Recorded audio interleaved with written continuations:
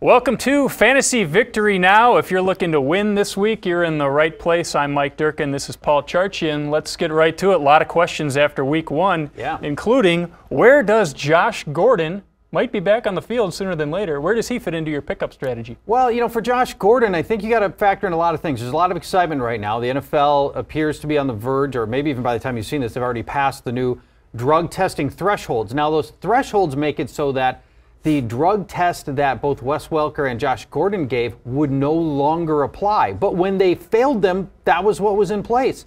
So the NFL has no obligation to retroactively reinstate Josh Gordon and apply the new testing criteria to them.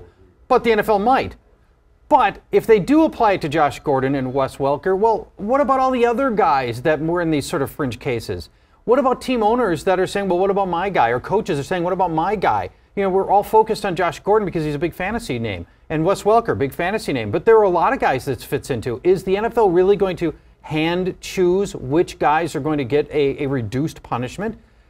And if they do, well, then how much is the punishment reduced?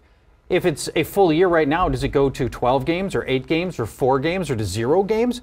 Well, don't know. So Josh Gordon's got a ton of variable in him right now. And I think you could certainly make a case to go get him if he's not, or if he is still available in your league. I think in most leagues, somebody's already rolled the dice on him.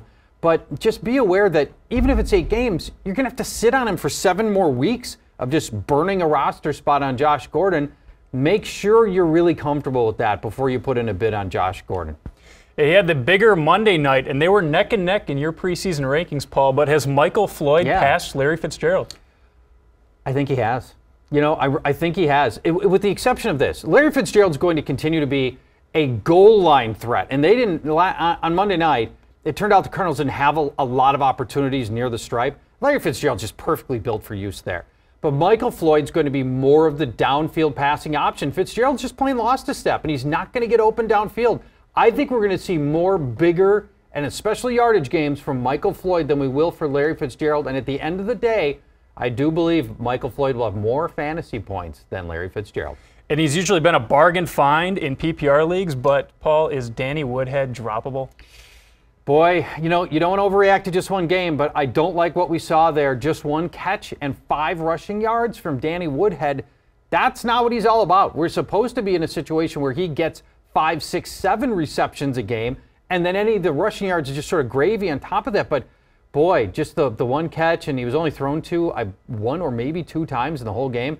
That's a worry. So while I wouldn't drop Danny Woodhead right now, I'm certainly looking at this with some healthy skepticism about what his role might be.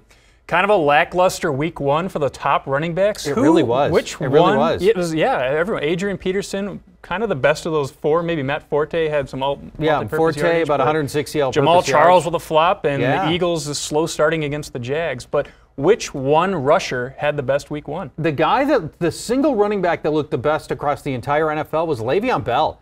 He looked just fantastic.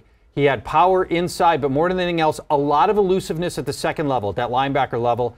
And he was the toughest tackle in week 1, Le'Veon Bell. Now, what worries me is that clearly LeGarrette Blount's going to continue to get goal line work just like he did last week. Now, Bell also got some goal line work. So it looks like they're going to split carries evenly, but that means that we could see LeGarrette Blount siphon off 5, 6, 7 goal line touchdowns from Bell, and that caps his ultimate upside. But just in terms of which runner looked the best, who was the guy that was the most dynamic, that made the most guys miss, scored long touchdowns, Le'Veon Bell was that guy. Yeah, and there you go. And Big Ben doesn't really have a lot of big targets in the red zone, so it's kind of ground and pound when they get down there. I think there's a lot of truth to that, absolutely. Absolutely. So that's week 1, your questions and answers. Week 2, good luck. Set your lineups for Thursday. It's Fantasy Victory Now.